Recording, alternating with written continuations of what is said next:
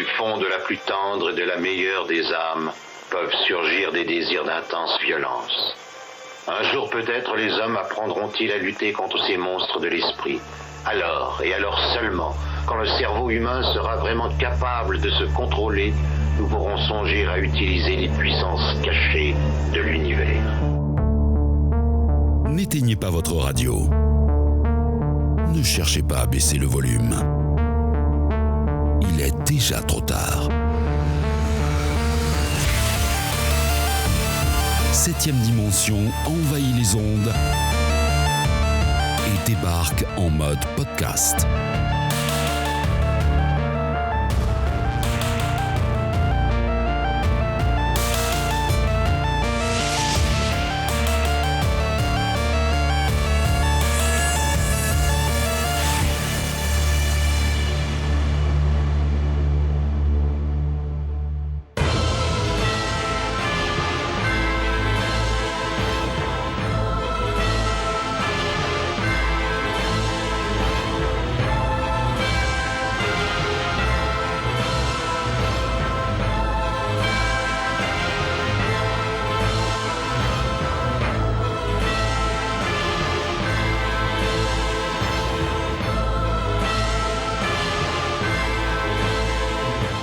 Et bienvenue dans ce nouvel épisode de 7ème dimension. Au menu du jour, du zombie, du topless. Du zombie topless, c'est le programme des réjouissances qui vous attend avec le retour des Morts-Vivants 3 de Brian Yuzna.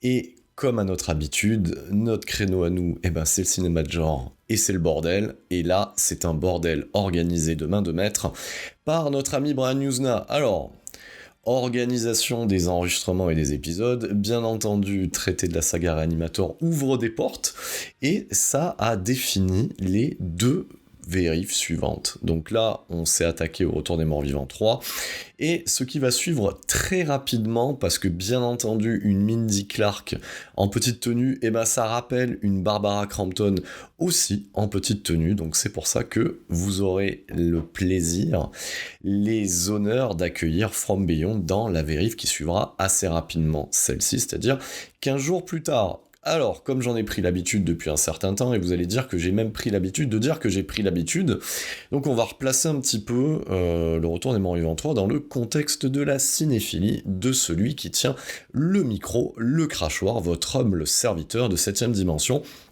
Alors, le Retour des Morts-Vivants 3, c'est un DTV. Pour la France, en tout cas. Donc j'ai pas souvenir que c'est été diffusé en salle.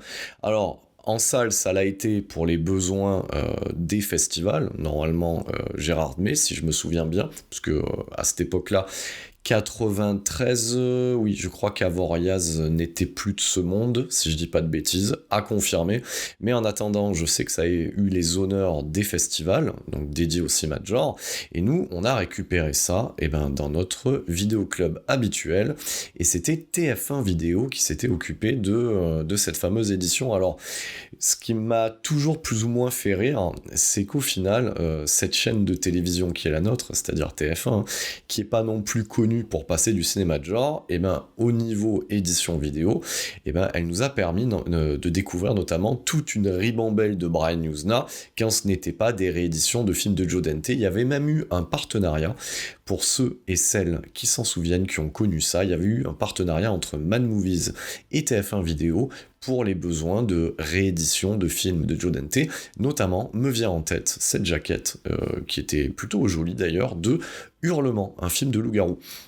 Donc voilà, donc nous on a récupéré ça, alors je dis nous, parce que bien entendu, le terreau de 7ème dimension, c'est la rencontre entre deux personnes, c'est-à-dire entre moi-même et Peterson, et qui donnera le magazine, et bien entendu aujourd'hui le podcast que je mène de manière solo. Donc Peterson est juste un invité de marque que l'on a une fois par an, et on l'a pas eu en 2024, donc il ne saurait tarder.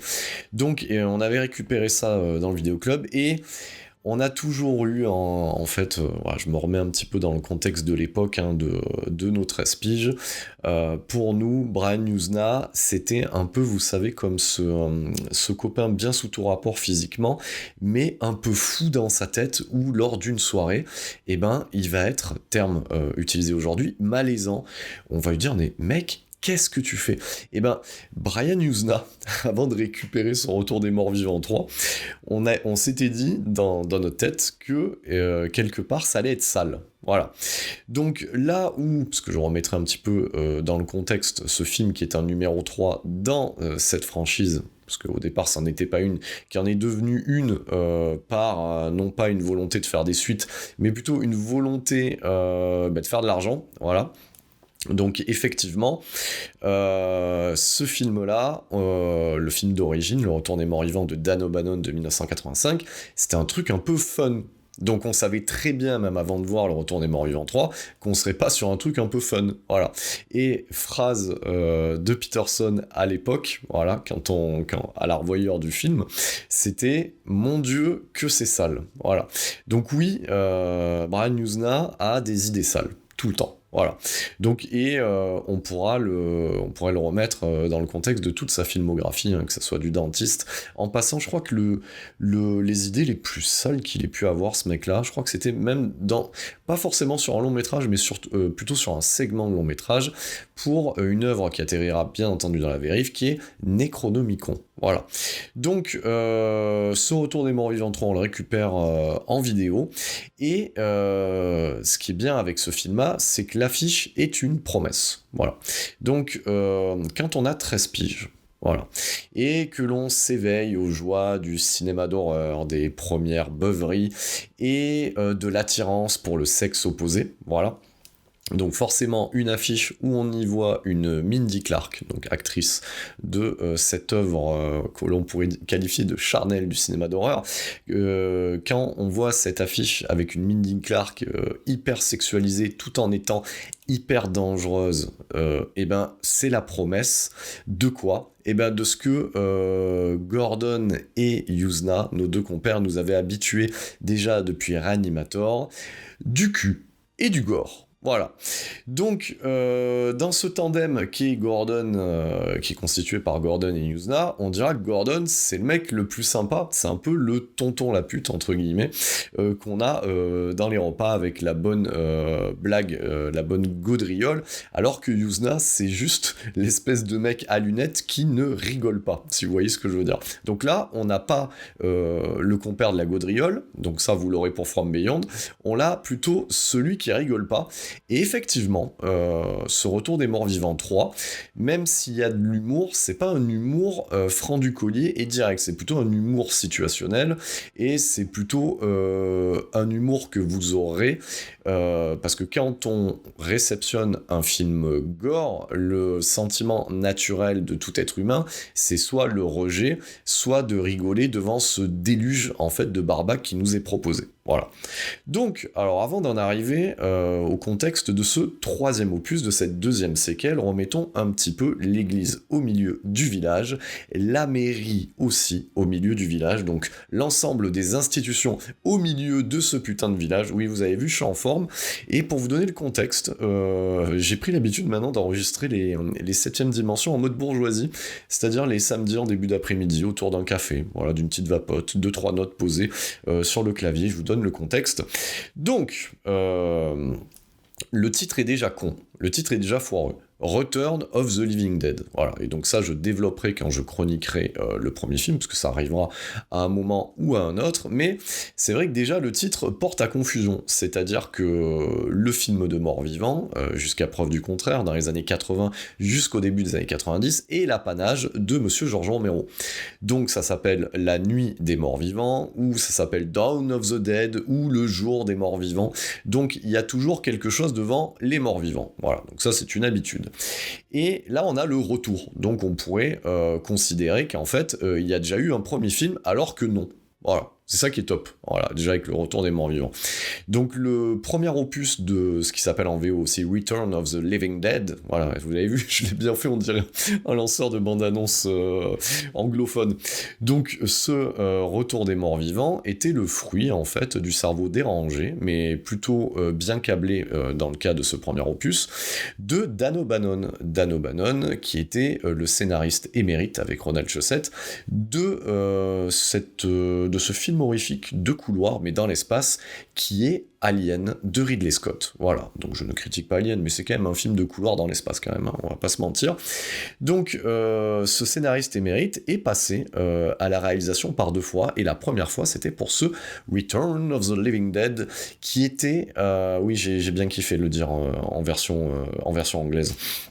Donc ce retour des morts vivants, c'était pour lui un moyen de rendre hommage aux EC Comics américains, donc c'est bande dessinée, pas très éloignée, donc c'est la même vague, hein, pas très éloignée des Tales from the Crypt, que j'ai déjà chroniqué ici avec le film qui en avait été tiré, qui est Demon Knight. Donc voilà, c'était pour lui un hommage à une certaine forme d'horreur un peu décontractée.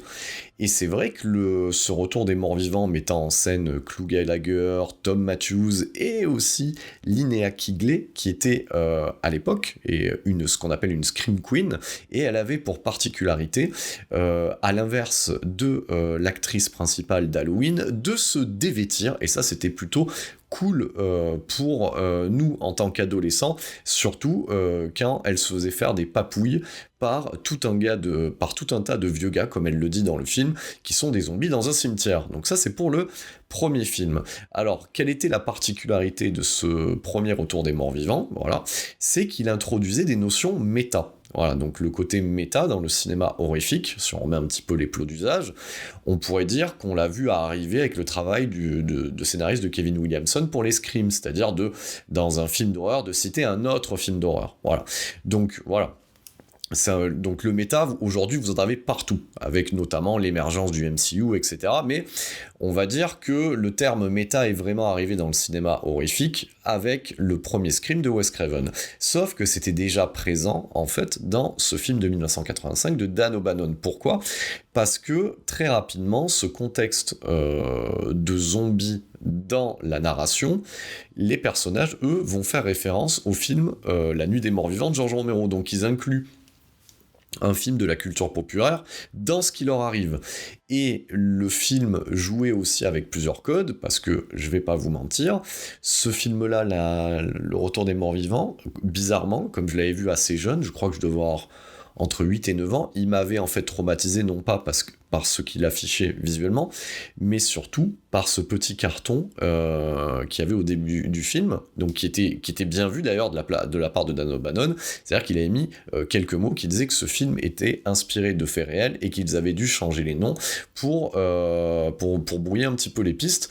Et effectivement, de suite, rien que ces quelques lignes, moi sur mon cerveau de gamin, je m'étais dit, mais en fait, donc ça veut dire que les zombies existent. Donc voilà, donc le film de Dan O'Bannon amenait ce côté méta sur la culture du film de zombies, et notamment de l'œuvre de George Romero, et il y a rajouté plusieurs choses aussi. C'est-à-dire que aujourd'hui, quand on parle en fait de zombies, voilà, alors j'avais pas du tout prévu de placer la thématique du zombie dans cette chronique, et j'ai envie de vous dire, et pourquoi pas ? Voilà. Donc, quand on parle de zombies, si on se réfère à la culture du vaudou, parce que c'est de là que ça vient, donc il y a cette idée de contrôle, de pilotage d'une personne par une autre. George Romero réutilise cette idée-là pour l'amener avec un retour des morts, parce que ça c'est quelque chose qui arrivera, alors suggéré par un prêtre dans Dawn of the Dead alias Zombie, que quand il n'y a plus de place en enfer, les morts reviennent sur Terre. Dans La Nuit des Morts Vivants, c'était par le passage d'une comète, mais globalement, le zombie que met en place Romero est un mort-vivant qui marche très lentement. Donc l'équivalent, finalement, de Jason Voorhees à partir du 2e épisode, parce que bien entendu, dans le premier Vendredi 13, il n'est point question de Jason Voorhees, du moins dans les derniers plans du final du premier film. Donc, le zombie de Romero, sa caractéristique, c'est qu'il marche lentement. Bon, il arrive toujours plus ou moins à ses fins, comme Michael Myers ou Jason Voorhees. Et après est venu très rapidement, avec le Retour des Morts-Vivants, une autre vague de zombies, c'est-à-dire que dans le Retour des Morts-Vivants, ils se mouvoient très très rapidement, et ils parlent aussi. Donc ça veut dire qu'on a des zombies qui ont conscience d'être des zombies. Et ça peut les rapprocher d'un autre type de mort-vivant, parce qu'on a tendance à l'oublier, mais le vampire est un mort-vivant. Parce qu'il est mort, mais il déambule, il réfléchit.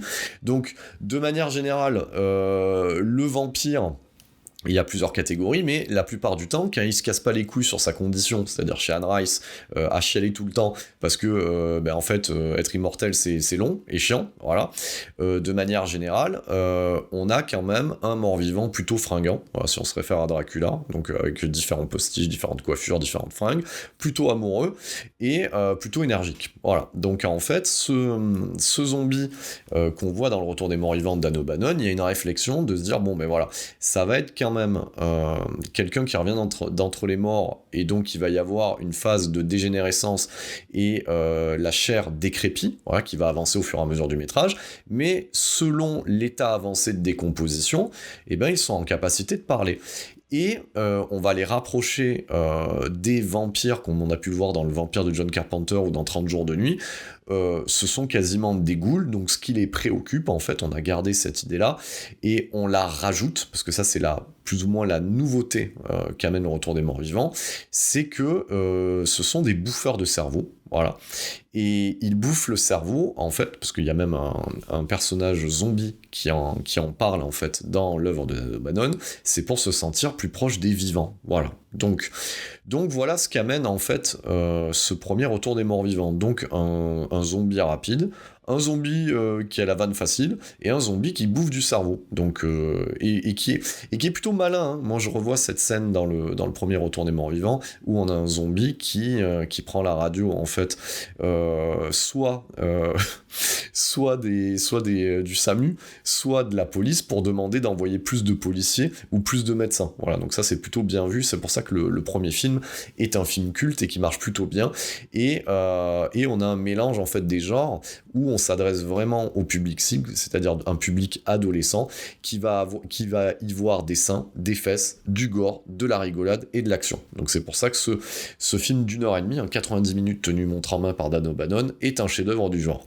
Donc forcément, comme ça marche plutôt bien, et que ça en fait un film culte, très rapidement, une suite est mise en chantier. Et c'est là que ça commence à se gâter, en fait. Donc on arrive avec un film qui débarque en 1900... Alors je regarde mes notes, je crois que c'est 88.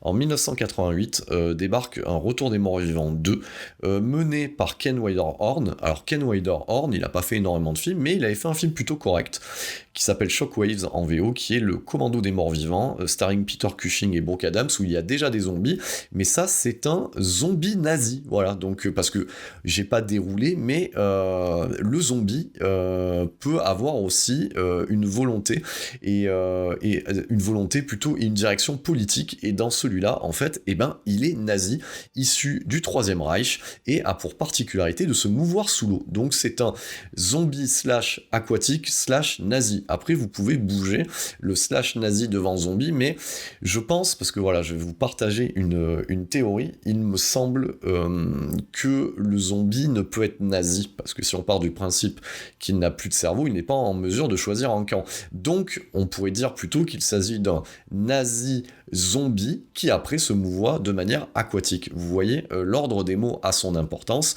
c'est aussi la particularité du montage, c'est-à-dire l'ordre des plans. Cela ne raconte pas la même chose. Voilà. Donc, vous avez vu, j'ai terminé une théorie fumeuse par quelque chose, on va dire, d'un peu plus intelligent. Voilà.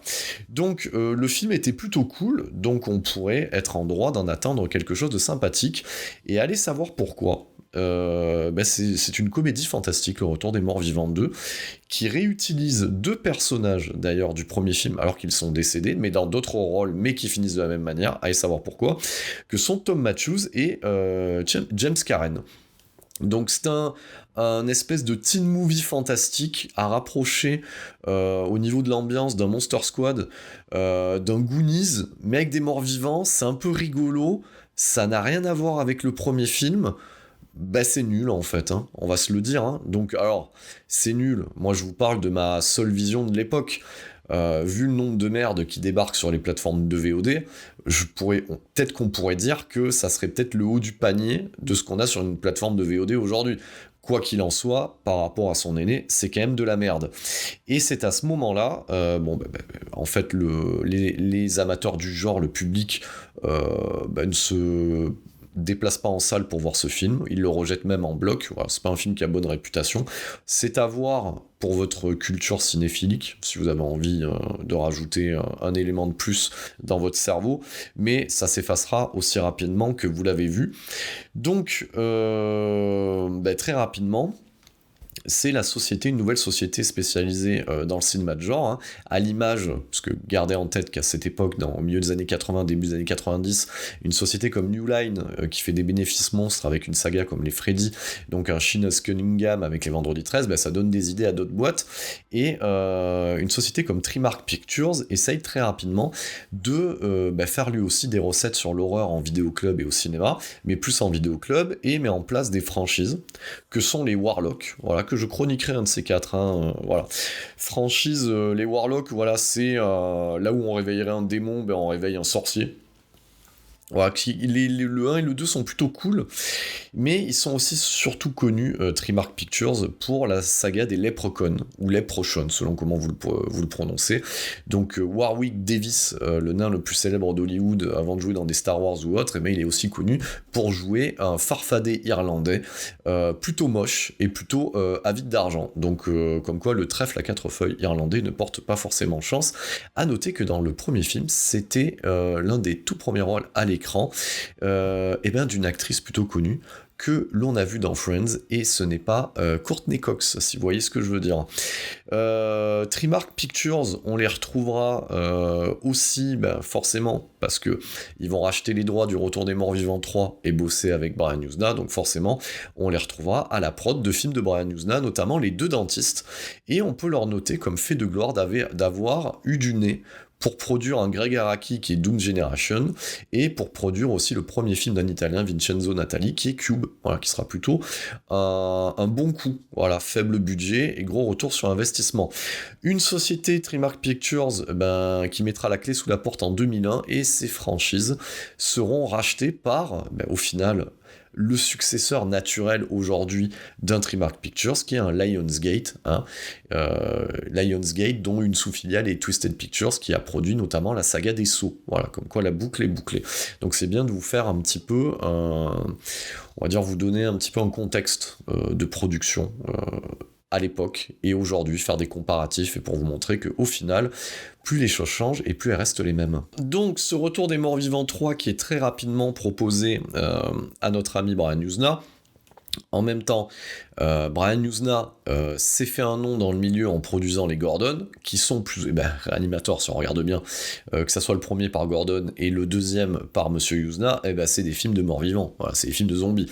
Donc ils se sont fait un nom, donc tout naturellement, nous sommes en 91, et on lui propose très très rapidement, parce que ce qu'il faut comprendre avec ce film, c'est que c'est quelque chose qui va être tourné en 6 semaines, donc je vous laisse imaginer qu'habituellement, il faut entre 3 et 6 mois pour emballer ce genre de choses, et là, au final, il a 1 mois et demi pour le faire, voilà, et avec avec un tournage à rallonge, c'est-à-dire que les 24 heures d'une journée, voilà, d'un jour complet, sont pleinement exploitées, voilà. Et là, je me base sur les dires des acteurs, notamment dans les making-of disponibles sur cette fabuleuse édition signée Le Chat qui fume, mais j'y reviendrai en fin de chronique.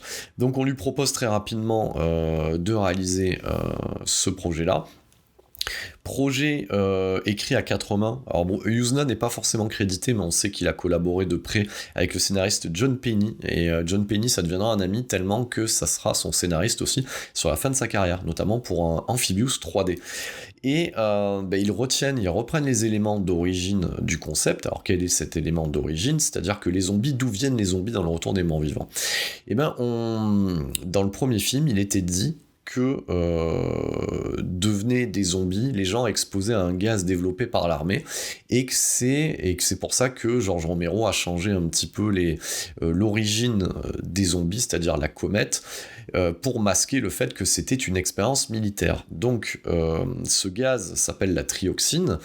Il était dans le développement de ce gaz-là, dans le contexte de la narration, il a été développé par l'armée pour contrer les effets de la drogue, et au final ils se sont rendus compte que ça réanimait les morts. Voilà. Donc, on garde le concept de ce gaz-là, on garde le concept que ce gaz est enfermé et contenu dans des containers avec le résultat de leur expérience, c'est-à-dire des zombies dont ils n'arrivent pas à se débarrasser. Je remets le contexte du premier film, c'est-à-dire que c'est le final du premier Retour des morts vivants, c'est raser la ville en fait, voilà, par le biais d'une arme nucléaire. Sauf que à chaque fois qu'on brûle ou qu'on explose un de ces zombies, le gaz se libère, donc en fait le problème est toujours présent, voilà. Donc c'est pour ça qu'ils enferment le gaz et on va dire les zombies dans des containers. Donc on garde le gaz et les containers, et aussi, et c'est ça qui est intéressant, on va garder aussi une des sous-intrigues du premier film, qui était l'histoire d'amour entre le personnage principal, donc incarné par Tom Matthews, et sa petite amie. Lui devenait un zombie, et il essayait de lui bouffer son cerveau. Voilà, donc on garde cette idée-là. Et dans un sérieux quasi papal, Brian Yuzna décide de prendre ces deux idées et de faire un Roméo et Juliette au pays des zombies. Et j'ai envie de vous dire, grand bien lui en a pris. Voilà. Donc voilà le point de départ de ce scénario, et il n'y a aucune volonté de développer en fait des arcs narratifs subalternes pour d'éventuelles séquelles. Voilà, donc Brian Yuzna le dit, notamment, alors je me base aussi sur ses propres dires, mais il le dit dans le making-of, il a souvent répété en interview que lui, il voyait ce film comme un stand-alone, et c'est vrai que c'est un stand-alone, et je ne vais pas vous mentir, parce que j'en parlerai après sur la suite de la saga, sur un ensemble de 5 films. C'est quand même un film qui prend ses distances avec le premier opus, tout en finale, en lui tenant la dragée haute. Donc, dans ces 5 films, il est le deuxième plus intéressant de cette saga, qui n'était pas vouée à en devenir une. Alors, qu'est-ce que ça raconte ? Ça raconte l'histoire d'amour entre deux... Alors oui, ça reste les adolescents des années 90. Donc, qu'est-ce que ça veut dire, adolescents des années 90 ? Ça veut dire que c'est incarné par des acteurs de 25 ans, à peu près. Voilà. Donc, c'est deux jeunes adultes, voilà, qui sont amoureux l'un de l'autre. Hein. Donc, d'un côté, on a Kurt, incarné par J. Trevor Edmond, qui a pas eu une grosse carrière. On a vu sa tête dans Madame est servie et Beverly Hills. Voilà, ça c'était pour son côté glorieux de l'époque, avant d'intégrer ce Retour des morts vivants 3. Et on a pu le revoir chez John Singleton dans Fièvre à Columbus Université, et de nouveau quelques années après chez Clive Barker pour Le Maître des Illusions, dans un tout petit rôle. Il ne le cache pas, parce qu'on a un making-of, on a un petit bonus dédié à J. Trevor Edmond, qui n'a pas eu la carrière qu'il méritait. Il s'est éloigné en fait des écrans il y a plus de 15-20 ans, voilà, depuis. Donc voilà, donc on a le personnage de Kurt, et on a le personnage de Julie, incarné par Mindy Clark. Alors ce qui est très drôle avec Mindy Clark, c'est que c'est un peu comme Paul W.S. Anderson, vous savez, ce réalisateur. Donc Paul Anderson, quand il fait Paul W.S., quand il fait des films gore, genre Event Horizon ou quoi, c'est Paul Anderson, et quand il fait des trucs un peu plus glorieux, c'est Paul W.S. Anderson, un peu comme Larry et Laurence Fishburne, qui sont la même personne. Donc Larry Fishburne, il est bon pour violer la famille de Charles Bronson dans Le Justicier dans la ville, alors je sais plus lequel, je crois que c'est le numéro 2, voilà, mais il devient Laurence Fishburne pour Matrix, voilà. Et Mindy Clark, quand elle est topless dans Le Retour des morts vivants 3, c'est Mindy. Par contre, quand elle joue dans Sliders, Nash Bridges, Newport Beach dans un rôle récurrent, Nikita et Vegas, ça devient Melinda Clarke. Voilà. Et on ne va pas se mentir, c'est notamment le principal attrait de ce Retour des morts vivants 3. Non pas parce qu'on y voit généreusement sa poitrine, mais plutôt parce qu'elle bouffe l'écran à chaque apparition. Voilà. Donc comment définir le plot de départ ? Alors, Kurt, incarné par Gilles Trevor Edmonds, c'est le fils d'un militaire, et je vous le donne en mille, ce militaire, donc comme dans tout cliché, a perdu sa femme, il délaisse un petit peu son fils aîné, et du coup son fils aîné s'amourache on va se le dire, d'une meuf toxique, parce que c'est un petit peu ça, le personnage de Julie à l'intérieur, mais je développerai un petit peu, ça va vous faire rire. Donc voilà, et c'est un militaire qui a repris les expériences des militaires sur la trioxine qu'on avait vu dans le premier film. Voilà. Donc on imagine bien que au final, comme c'est un film qui s'adresse aux ados, on y traite quand même, parce que le scénario est loin d'être con. Moi, je trouve que c'est un excellent scénario. Donc les choses se mettent bien en place au fur et à mesure. Il y a plusieurs sous-intrigues. Il y a une gestion du climax aussi. Il y a je vais même vous dire, il y a un double climax dans ce film-là. C'est James Cameron, bordel. Et effectivement, on y traite de plein de choses. Donc, c'est-à-dire l'incompréhension de cette période de la vie qui est l'adolescence. C'est quand on prend le point de vue en fait de Kurt. Donc l'incompréhension par rapport au monde des adultes. Bien entendu, tout ça est matiné de culture métal, parce que c'est les années 90, donc même si on n'entend pas du métal à l'intérieur, on sent bien que le look de la petite amie toxique du héros est typiquement le genre de groupie qu'on pouvait voir dans des concerts de heavy metal dans les années 90, pour ceux et celles qui les ont fréquentés. C'était potentiellement peut-être aussi pour vous, messieurs qui m'écoutez, qui avaient le même âge que moi, l'une de vos petites amies, ça vous fera sourire. Et donc du coup on a tout l'accoutrement, même le personnage principal va porter un look typique de cette époque-là, c'est-à-dire quoi ? Le t-shirt à l'effigie d'un groupe auquel on aurait coupé les manches, histoire d'en faire une sorte de simili Marcel, que la mèche un peu longue, le jean un peu troué, et la chemise un peu type bûcheron par-dessus, look qui est revenu ces dernières années d'ailleurs, soit dit en passant, qu'on retrouve chez H&M. Voilà, je vous fais le lien par rapport à aujourd'hui. Et donc on va y parler quand on prend le personnage de Kurt, donc de l'incompréhension du monde des adultes, et du découvert du sentiment amoureux, des premiers rapports sexuels, et si on prend le cas de figure de Julie, de ce qu'est être une femme. Donc quelque part, il y a beaucoup été revendiqué que le jeu qu'elle mène une fois qu'elle est devenue zombie, c'est celui d'une droguée.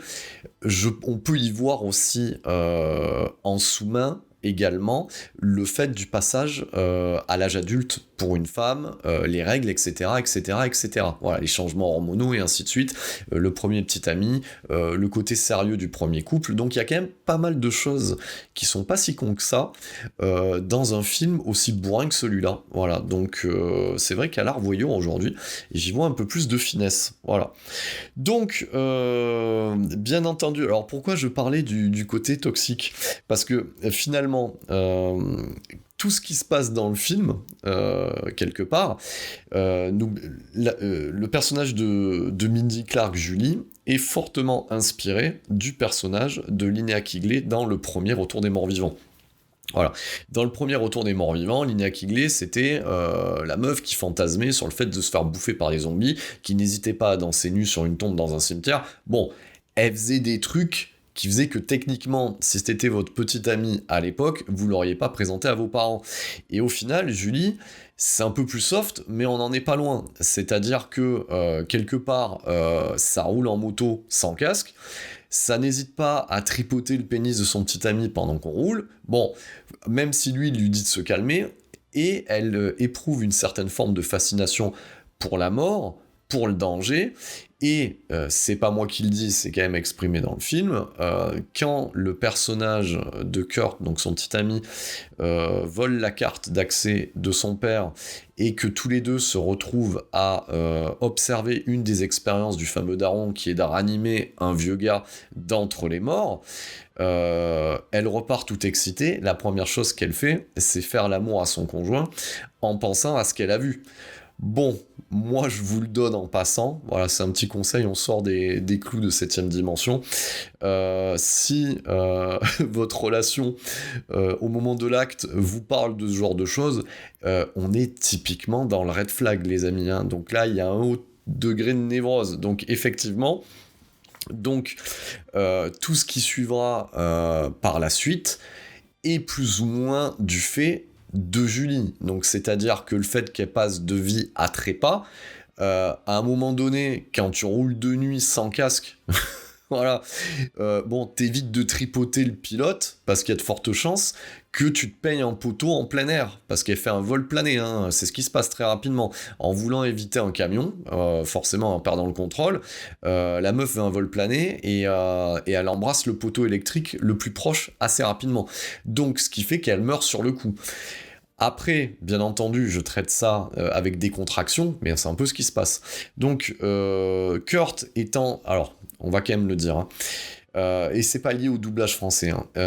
Tout ce petit monde joue comme des cochons quand même, hein, parce que le J. Trevor Edmonds, je vois cette scène-là, quand il se relève de sa moto, qu'il prend le corps de sa bien-aimée entre les mains et qu'il regarde vers le ciel, caméra de Brian Yuzna mis en plongée, bon... il aura pas l'Oscar, le type, hein. Et on peut comprendre aussi pourquoi il a pas eu la carrière qu'il désirait après. Bon, c'est pas une perte, je suis désolé, c'est sympa, mais il faut quand même être réaliste, hein. Et je vais vous dire, hein, même des acteurs de soutien qu'on a vu un peu partout, comme l'acteur qui joue le rôle de son père et tous les généraux dans le film, ils sont mauvais comme des cochons. Voilà, le padré là, pour lui tirer une émotion, il faut aller la chercher quand même, hein. Alors, c'est vrai que dans un des bonus où Brian Yuzna prend la parole face à son scénariste, moi ça m'a interpellé, parce que c'est vrai il parle du travail d'acteur pour incarner un rôle, et que pour lui ça lui est étranger, et qu'apparemment, bon, il y a que quand il les dirige, bon, on comprend un peu mieux aussi pourquoi dans les films de Brian Yuzna, certains des acteurs sont en roue libre ou sont mauvais comme des cochons. Donc c'est pas un grand dirigeant, c'est pas un grand directeur d'acteurs. La force d'un film de Yuzna, c'est cette espèce de folie homogène qu'on a dans l'ensemble, c'est outrancier. Donc peut-être que le fait que les acteurs soient mauvais comme des cochons, c'est un petit peu pour tenir la dragée au SFX fou qu'on peut voir dans le film. Peut-être. Voilà, c'est une question à se poser. Bon, en tout cas, ça tombe bien, parce que bon, ils ont assisté à la réanimation d'un mort avec la trioxine. Donc très rapidement, Kurt, ne voulant pas se séparer de sa petite amie, il décide de retourner dans le complexe militaire et de l'exposer au gaz à la trioxine. Et dans la série des mauvaises idées, c'était la pire. Voilà. Bon, après, on va pas se mentir. Effectivement, si on se mettait à la place du personnage, moi, si j'essaye de me remettre dans mon contexte quand j'étais ado, elle est mignonne, hein, la Mindy Clark. Je pense que tout le monde ici même aurait fait la même. On aurait été la réanimer, voilà, parce qu'il y a quand même un joli brin de fille, voilà. Donc, effectivement, fou amoureux, et donc il y a fou dedans, donc il la réanime, et à partir de là, s'ensuit une lente descente aux enfers, tant dans les péripéties que dans la découverte de sa nature zombiesque, c'est-à-dire que Julie va devoir lutter entre son désir irrépressible de dévorer du cerveau, tout en gardant cette part d'humanité qui est en elle, c'est-à-dire l'amour qu'elle porte à Kurt. Voilà ce que raconte ce Retour des Morts Vivants 3. Eh bien, figurez-vous que ce film a été à la revoyure, hein, dans cette copie Blu-ray, dans ce master Blu-ray réédité par Le Chat qui fume, eh ben, ça a été une sorte d'ascenseur émotionnel, parce que je ne me serais pas attendu, parce que bon, moi j'étais resté sur ma vision initiale, à éprouver certaines formes de sentiments et d'empathie envers ce couple à l'écran, et je trouve que c'est un sacré tour de force de la part de Brian Yuzna, parce qu'une fois, on va dire, nettoyer tout ce qui fait l'appartenance au genre, hein, c'est-à-dire le délire FX, etc., et ben je pense qu'après 30 années, j'ai enfin compris ce que voulait faire Brian Yuzna, Et ça en fait peut-être, voilà, j'ai pas besoin d'attendre la fin de ce podcast pour le dire, peut-être son meilleur film. Voilà. Non pas en termes visuels, parce que je l'avais déjà exprimé dans l'épisode sur la saga Reanimator, même s'il a fait des efforts, notamment dans Beyond Reanimator, à bouger un peu plus la caméra, à tenter des travelling, de se rapprocher un peu du style de Stuart Gordon avec du crash zoom, etc. C'est pas un grand chorégraphe. Comme on l'a vu, c'est pas un grand directeur d'acteurs, mais par contre, il a eu du nez pour ces idées-là, et elles sont plutôt bien menées, ce qui amène d'autant plus de charme à l'étrangeté globale de ce film-là, c'est-à-dire, on peut le consommer comme un film gore du vendredi soir, du samedi soir, parce que ça marche très très bien. Sa durée en version unrated, c'est-à-dire non censurée, d'ailleurs je pense que la version qu'on a eue, exploitée par TF1 Vidéo, était la même, hein, donc sur 1h37, générique compris, on a quand même une belle proposition horrifique pour un vendredi ou un samedi soir, et en même temps, on n'était pas venu chercher ça, et on a quand même une jolie histoire en sous-main, une jolie love story, qui se finit de manière tragique, et quand même, c'est quand même le tour de force du film, et tout ça ne tient à rien, si ce n'est au talent de l'actrice principale, parce que c'est elle le moteur de tout ça en fait. Elle est sur la cover de cette édition Blu-ray, elle était sur l'affiche originale du film, c'est elle qui porte le film sur ses épaules, donc Mindy Clark fait le taf, et en une seule prestation, parce qu'elle aurait... Alors, je développerai un peu... le reste de sa carrière, en une seule prestation, elle est rentrée à jamais dans l'inconscient collectif des amateurs de cinéma de genre. Hein. D'ailleurs, dans son bonus qui lui est dédié, elle arrête pas de dire qu'en convention... Alors, d'ailleurs, voilà, je vais faire une petite parenthèse là-dessus, hein, ça fait longtemps qu'on n'avait pas fait des parenthèses dans 7ème dimension. Ce qui est assez drôle, c'est que elle raconte... Alors déjà, d'une, ça reste, quoi qu'il arrive, une femme splendide, parce qu'elle a plus de 50 ans, elle reste une... Alors, certaines auditrices vont dire, mais ça veut dire quoi? C'est-à-dire que passé 50 ans, on est moche? Non, je dis, ça reste une très belle femme, voilà. Et au détour d'une anecdote par rapport à ses apparitions dans des conventions d'aujourd'hui, alors parce que les bonus datent de 2016, donc bon, je pense que c'est toujours le cas. Donc lors d'une convention, elle est toujours surprise, voilà, qu'elle ait fait une convention, notamment liée à l'exploitation du Retour des Morts Vivants 3, etc. Parce que n'oubliez pas, hein, les conventions, c'est aussi un moyen d'arrondir les fins de mois, hein, pour certains acteurs de série B ou actrices de série B, et elle est toujours surprise, apparemment elle est surprise que certains viennent et lui disent que ce film-là, ben, ça les a marqués, et notamment certains qui disent qu'ils sont tombés amoureux d'elle par rapport à ce film. Moi je pourrais vous dire que effectivement elle crève l'écran, elle est d'une beauté infernale, je pense que c'est le terme, et ça, le maquilleur Steve Johnson n'y est pas pour rien, mais j'y reviendrai. Donc le film repose entièrement sur les épaules de Mindy Clark. Alors j'étais en train de vous dire que dans ce bonus, dans cette parenthèse, alors, elle a tendance à oublier ce film qui s'appelle Killer Tongue, et à dire que La Langue Tueuse, hein, qui est aussi un film où elle est plutôt mise en avant de manière sexy dans le film, hein, elle a tendance à oublier, parce que pour elle, dans ce bonus, elle ne fait que dire qu'elle n'a fait qu'une incartade dans le cinéma horrifique, et que c'était au début de sa carrière, qu'elle avait 22 ans, notamment pour le Retour des Morts Vivants 3, que savait pas trop ce qu'elle jouait, etc.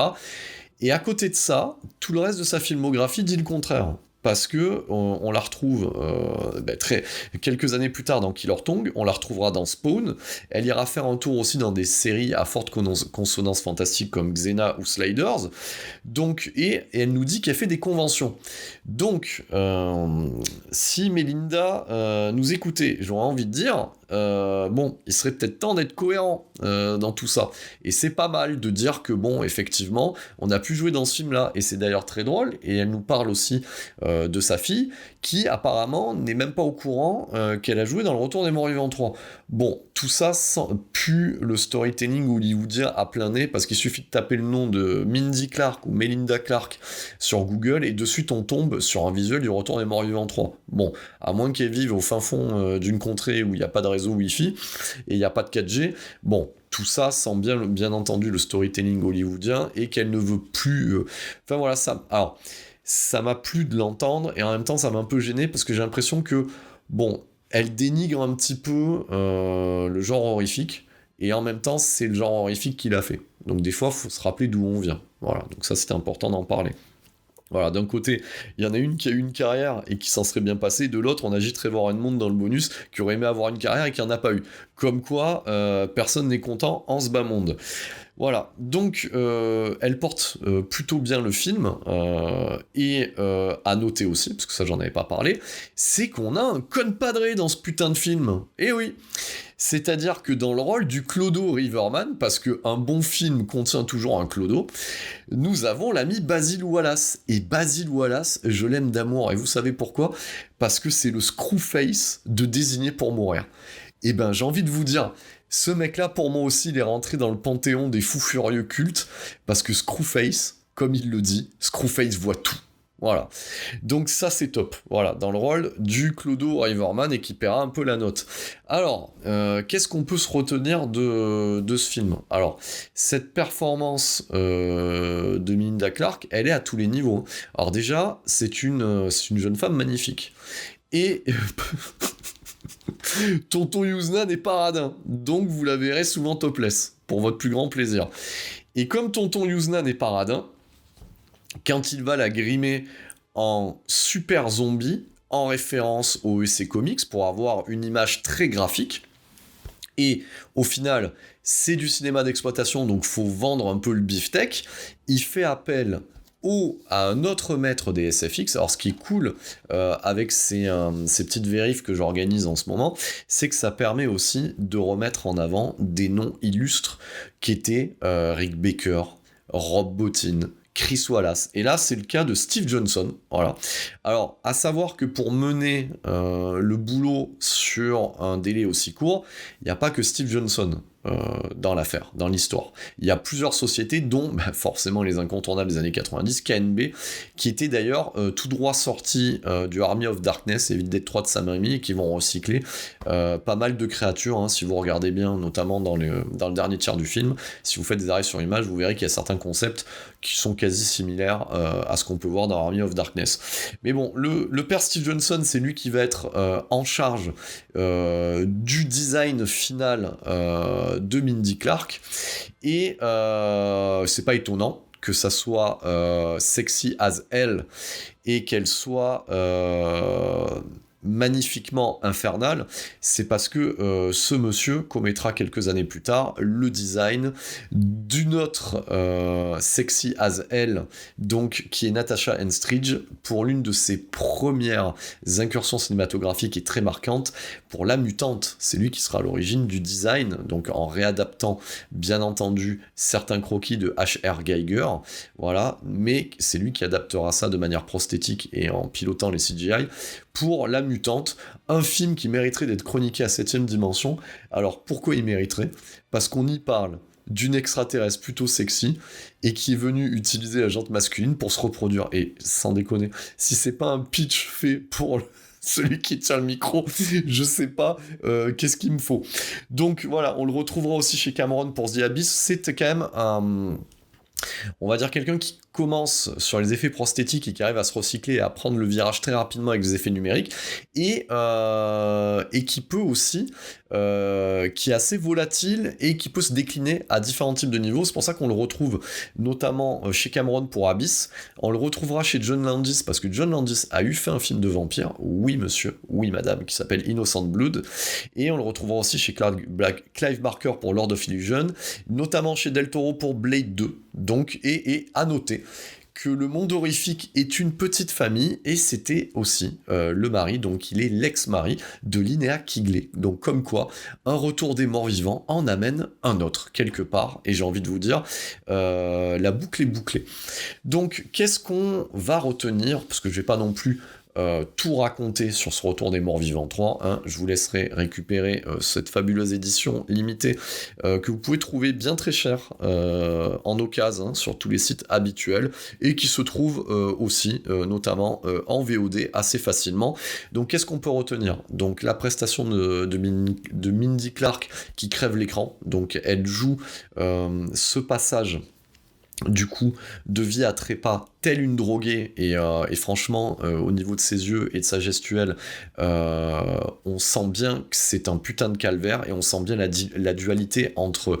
on sent bien que cette dualité qui fait que son accroche pour rester humaine, et ben c'est Kurt, en fait. Et ça, c'est plutôt bien mené par l'actrice. Donc, je pense que si ça avait été mal joué, le film se serait effondré, même si les SFX sont plutôt cool. Voilà, parce qu'on est quand même chez Yuzna. Donc, on y croisera, bien entendu, beaucoup. Alors, ça, c'est un signe aussi qu'on est chez un Yuzna. C'est que quand quelqu'un se fait bouffer par un autre, enfin, lui, il a beaucoup de zombies avec le haut du crâne qui continue à déambuler alors qu'il leur manque le haut du crâne. C'est quelque chose qu'on voyait dans Necronomicon, c'est quelque chose qu'on verra dans ses autres films aussi. Donc, quelque part, cet asiatique de super-aide qui avait rien demandé, qui déambule avec le haut du crâne, est une image, en fait, qui est très symptomatique du cinéma de Yuzna. Donc, s'y mélange dans ce récit qui, au final, va faire quoi ? Eh ben, c'est reculer pour mieux sauter. C'est une lente descente aux enfers, et qui inexorablement, on va y arriver, mènera notre personnage principal également de vie à trépas. Alors, qu'est-ce qu'il faut retenir là-dedans ? Est-ce que l'amour toxique est dangereux ? Parce que n'oubliez pas qu'on est quelque part dans un cinéma américain, donc puritain, donc une relation comme celle-ci, donc moralité américaine, ne peut mener qu'au désastre. C'est un petit peu ce qui se passe dans ce film-là. Donc sur ce chemin qui mène de vie à trépas, on y croisera donc un gérant de supérette, on y croisera un gang de Chicano aussi, qui vont bien payer la note, et bien entendu du militaire très mal incarné par, à la fois, on pourra retrouver dans un rôle de militaire médecin le réalisateur Anthony Cox, voilà, qui sera derrière Warlock 2, on est chez Trimark, n'oubliez pas. Donc, et le Warlock 2 avait été tourné et sortait à peu près à la même période, voilà. Donc on nous trouvera Anthony Cox, on y trouvera même le scénariste du film, et tout ce petit monde se conclura dans le sang et la tripaille, et ça finira finalement un petit peu comme le personnage, alors je cherche son nom, de James Karen, voilà. Je regarde un petit peu les notes, le personnage de James Karen dans le premier Retour des morts vivants, c'est-à-dire que Kurt s'étant fait mordre en essayant de sauver sa petite amie, qui est déjà morte, et il est condamné, et tous deux décident de finir à la crémation. Voilà. Et tout ça de finir finalement avec quasiment un fondu au blanc avant de taper sur le générique. C'est plutôt bien senti. Voilà, j'ai bien aimé ce final qui est très touchant.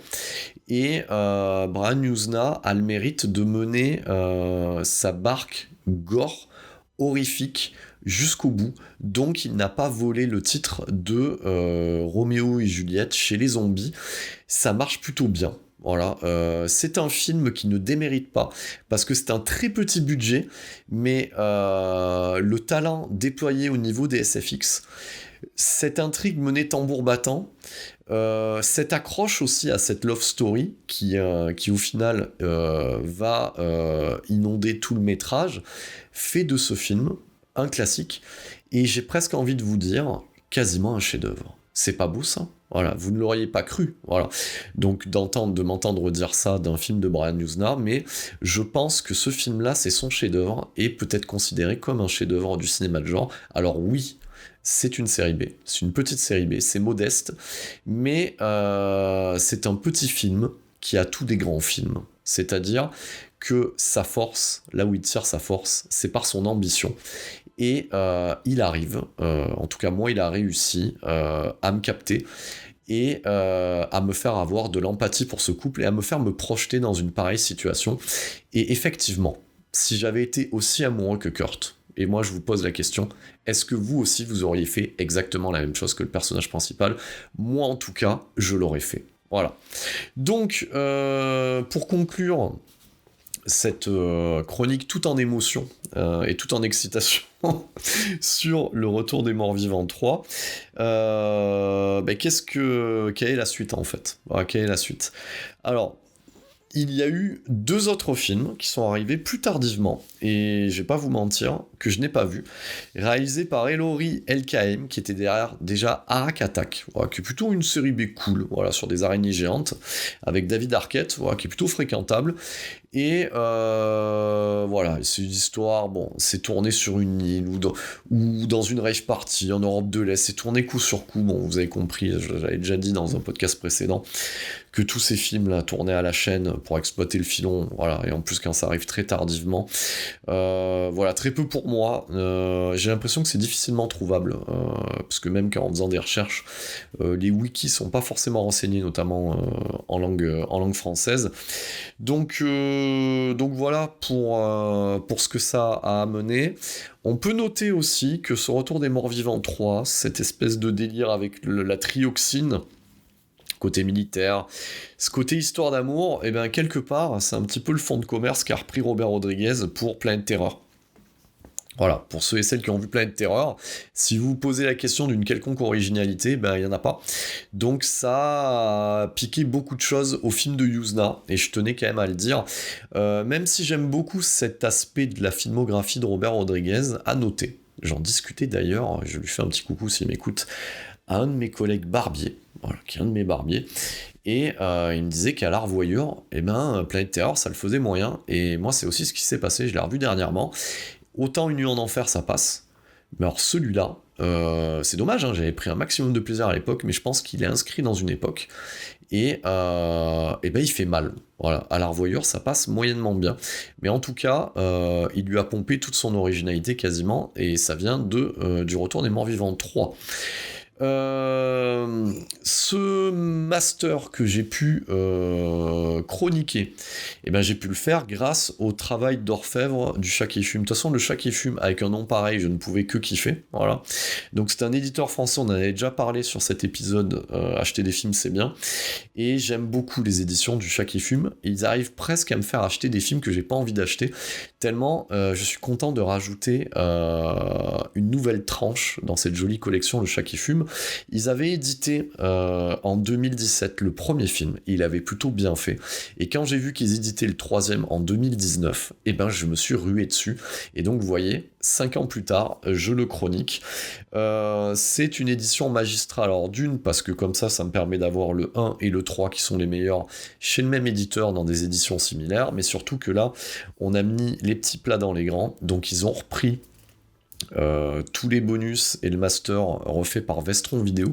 Alors Vestron, c'est quand même des gens qui dans les années 80 étaient un éditeur et un producteur de direct ou vidéo, notamment les Pierre Charlemonde, voilà, donc et de voir qu'ils continuent à produire du Blu-ray, etc., ça m'a fait sourire de voir que c'était eux qui avaient produit ces bonus là. Donc on a là-dedans, voilà, donc moi c'est ce que j'ai pu noter, et pour une fois je me suis tout rincé. Donc hormis le commentaire audio, c'est vrai que les commentaires audio je les consomme quand c'est du John Carpenter ou autre, parce que je sais qu'ils partent en couille sur plein d'anecdotes qui n'ont rien à voir avec le film. Bon là j'ai pas poussé le délire, parce qu'en même temps les bonus sont assez conséquents, donc on va avoir 4 making of de durée variable, hein. Ça peut être de 15 à quasiment 30 minutes, donc on a 5 docus, donc un par acteur principal, donc comme je l'ai dit, alors comment il s'appelle déjà lui, J. Trevor Edmond, et l'autre sur Melinda Clarke, voilà. On a un échange entre Brian Yuzna et son scénariste, un dédié au FX où c'est Steve Johnson qui prend le lead, et un autre dédié à la boîte de prod Trimark, voilà. Techniquement, tout est génial, que ça soit l'écran en lui-même, qui est dans le plus pur style Le Chat qui fume, que dans le menu animé, et les bonus, tout est super propre, donc il y a un gros travail éditorial pour tout mettre bien comme il faut. Donc qu'est-ce que je peux dire si ce n'est merci au Chat qui fume de nous permettre de redécouvrir cet émoi adolescent que fut Mindy Clark en petite tenue, zombie, dans un film de Brian Yuzna. Donc voilà, c'était notre vérif dédié au Retour des Morts Vivants 3. On y a pris du plaisir, je ne peux que vous le conseiller. Et comme à mon habitude, j'arrête pas de le dire, ici notre créneau à nous, c'est le cinéma genre bordel. Merci pour votre écoute.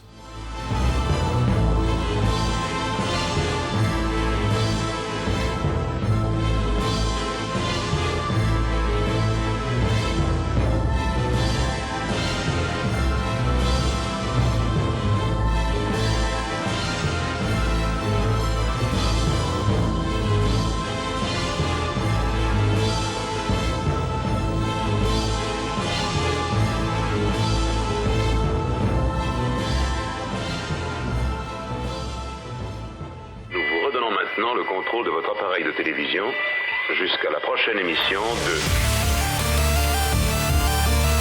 7e dimension en mode podcast.